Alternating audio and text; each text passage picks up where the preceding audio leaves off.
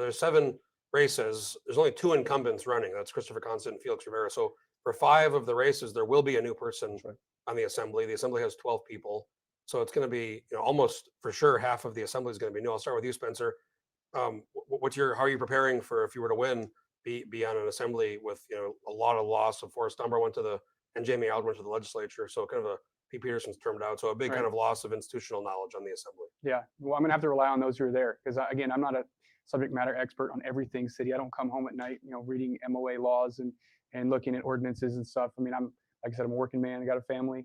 And so, I don't study those things, but I am learning quick and I'm willing to, like I said, have a conversation, whether that's with the mayor, the current assembly members, and just being able to pick it up quick. But again, I think that a lot of it goes back to, hey, I want to listen to our folks who are the voters and see what their heart behind, again, what's important to them. But yeah, it's going to be a learning curve. Or John, kind of, going on the assembly, if you were to win, being, with a lot of new people.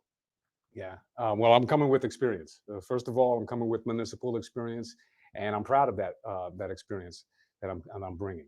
I also think part of that experience starts before you run for office. Right? So community councils are a phenomenal way to get connected to the issues of the community, to hearing what's going on, and to knowing the processes of how to make and affect change across time, especially quality of life things.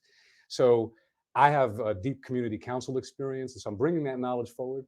I also have the endorsement of the incumbent, Pete Peterson.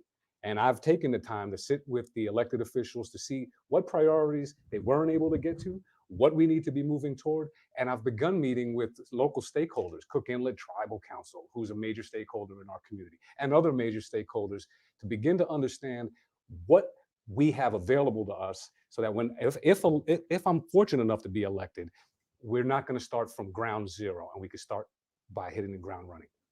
Okay, we're going to move to the Q&A.